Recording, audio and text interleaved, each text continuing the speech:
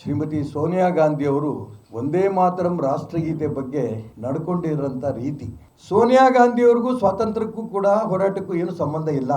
ಅವರ ತಾಯಿ ಆ ಸಂದರ್ಭದಲ್ಲಿ ಇಟಲಿಯಲ್ಲಿ ಎಲ್ಲೋ ಇದ್ರು.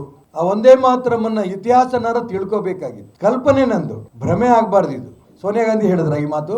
ವಿಲಿ ವಿಲಿ ವಿಲಿ ಒದ್ದಾಡ್ತಾ ಇದ್ರ ಈ ಅಮ್ಮನಿ ಒಂಥರ ಕಳವಳ, ಒದ್ದಾಟ.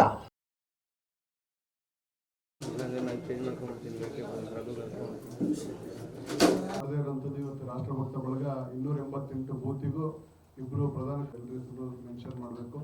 ದಿನೇಶ್ ಅವರಿದ್ದಾರೆ, ಯಜ್ಞನಾರಾಯಣ್ ಅವರಿದ್ದಾರೆ, ಶ್ರೀನಿವಾಸ್ ಕುಬೇರಪ್ಪ, ಎಲ್ಲರೂ ಕೂಡ, ಮೋಹನ್ ಜಾಧವ್ ಅವರಿದ್ದಾರೆ, ಶ್ರೀಕಾಂತ್ ಅವರಿದ್ದಾರೆ, ಶಿವಾಜಿ ಅವರಿದ್ದಾರೆ.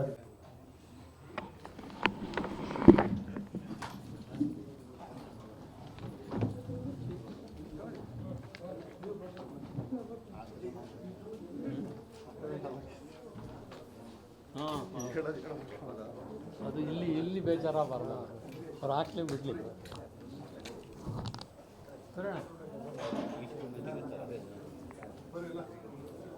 ಇಡೀ ದೇಶದ ರಾಷ್ಟ್ರಭಕ್ತರಿಗೆ ನೋವಾಗಿರೋದು ಶ್ರೀಮತಿ ಸೋನಿಯಾ ಗಾಂಧಿ ಅವರು ಒಂದೇ ಮಾತರಂ ರಾಷ್ಟ್ರಗೀತೆ ಬಗ್ಗೆ ನಡ್ಕೊಂಡಿರೋಂಥ ರೀತಿ. ನನಗೆ ಅನೇಕ ಕಾಂಗ್ರೆಸ್ ಪ್ರಮುಖರು ನೊಂದು ಫೋನ್ ಮಾಡಿದ್ದಾರೆ. ದೇಶಕ್ಕೋಸ್ಕರ ಹೋರಾಟ ಮಾಡಿ, ಸ್ವಾತಂತ್ರ್ಯಕ್ಕೋಸ್ಕರ ಹೋರಾಟ ಮಾಡಿ, ಒಂದೇ ಮಾತರಂ ಗೀತೆಯ ಸ್ಫೂರ್ತಿ ತಗೊಂಡು ಸ್ವತಂತ್ರವನ್ನು ತಂದುಕೊಟ್ಟಂಥ ಕಾಂಗ್ರೆಸ್ಸಿಗರು ನಾವೆಲ್ಲರೂ ಕೂಡ ಇವತ್ತು ತಲೆ ತಗ್ಸಂಗಾಗಿದೆ. ಸಾವಿರಾರು ಲಕ್ಷ ಯುವಕರ ಆತ್ಮಕ್ಕೆ ಆ ಸೋನಿಯಾ ಗಾಂಧಿಯವರ ನಡವಳಿಕೆಯಿಂದ ಎಷ್ಟು ನೋವಾಗಿರ್ಬೋದು ಅನ್ನೋಂಥ ಅಂಶವನ್ನು ನಾವೆಲ್ಲರೂ ಕೂಡ ಈ ಸರಿ ಗಮನಿಸಬೇಕು.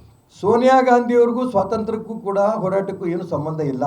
ಅವರ ತಾಯಿ ಆ ಸಂದರ್ಭದಲ್ಲಿ ಇಟಲಿಯಲ್ಲಿ ಎಲ್ಲೋ ಇದ್ದರು. ಅವ್ರು ಏನೇನು ಮಾಡ್ತಿದ್ರು, ಏನು ಕತೆ, ನಾನು ಅವ್ರ ಬಗ್ಗೆ ವೈಯಕ್ತಿಕ ಟೀಕೆ ಮಾಡೋಕ್ಕೆ ಇಷ್ಟಪಡಲ್ಲ. ಕನಿಷ್ಠ ಭಾರತಕ್ಕೆ ಬಂದ ನಂತರ ಆ ಕಾಂಗ್ರೆಸ್ಸಿನ ಇತಿಹಾಸವನ್ನಾರು ಕೂಡ ಆ ತಾಯಿ ಓದಬೇಕಾಗಿತ್ತು. ಆ ಒಂದೇ ಮಾತರಮನ್ನ ಇತಿಹಾಸನಾರ ತಿಳ್ಕೋಬೇಕಾಗಿತ್ತು. ಅದು ಬಿಟ್ಟು ವೇದಿಕೆಯಲ್ಲಿ ಹೇಗೆ ಅವರು ಮಲ್ಲಿಕಾರ್ಜುನ ಖರ್ಗೆ ಅವ್ರ ಜೊತೆಗೆ ನಡ್ಕೊಂಡ್ರು ಅನ್ನೋದನ್ನು ನಾವೆಲ್ಲ ವಾಟ್ಸಪ್ಪಲ್ಲಿ, ಟಿ ವಿನಲ್ಲಿ ನೋಡಿ, ಇಂಥವ್ರ ಕೈಲಿ ಕಾಂಗ್ರೆಸ್ ಸಿಕ್ಕಿದೆಯಲ್ಲ ಅಂತ ನಮಗೆ ನೋವಾಗ್ತಾ ಇದೆ. ಒಂದೇ ಮಾತರಮ್ಮನ್ನ ಇದರ ಮಹತ್ವ ಆ ತಾಯಿಗೆ ಗೊತ್ತಿಲ್ಲ, ತಿಳ್ಕೊಳ್ಳೋಂಥ ಪ್ರಯತ್ನನೂ ಮಾಡಲಿಲ್ಲ.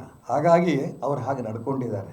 ಈಗಲಾದರೂ ಕೂಡ ಆ ರೀತಿ ನಡ್ಕೊಂಡಿದ್ದು ತಪ್ಪು ಅನ್ನೋಂಥದ್ದನ್ನ ಸೋನಿಯಾ ಗಾಂಧಿ ಮುಂದೆ ನಿಂತು ಆ ಒಂದೇ ಮಾತರಮ್ಮನ ಮಹತ್ವ ತಿಳಿಸಂಥ ಶಕ್ತಿ ಯಾರಿಗಿದೆಯೋ ನಂಗೆ ಗೊತ್ತಿಲ್ಲ. ಯಾರು ಒಬ್ಬರು ತಿಳಿಸಿದ್ರೆ ಅವ್ರು ಅರ್ಥ ಮಾಡ್ಕೊಳ್ಳೋಂಥ ಪ್ರಯತ್ನ ನಡೆಸಿ, ಹೌದಾ ಇದು ಹಿಂಗ ಒಂದೇ ಮಾತರಂ ಅಂದರೆ ಅನ್ನೋದನ್ನು ಆ ತಾಯಿಗೆ ಗೊತ್ತಾಗಿ ನಡ್ಕೊಂಡಿರೋಂಥ ರೂಪಕ್ಕೆ ಕ್ಷಮೆ ಕೇಳಬಹುದು ಅನ್ನೋಂಥ ಕಲ್ಪನೆ ನಂದು, ಭ್ರಮೆ ಆಗಬಾರ್ದು. ಇದು ಕ್ಷಮೆ ಕೇಳಿದ್ರೆ ಆಗ ನನಗನ್ಸುತ್ತೆ ಆ ಎಲ್ಲ ಸ್ವಾತಂತ್ರ್ಯ ಹೋರಾಟಗಾರರ ಆತ್ಮಕ್ಕೆ ಶಾಂತಿ ಸಿಗ್ಬೋದೇನೋ.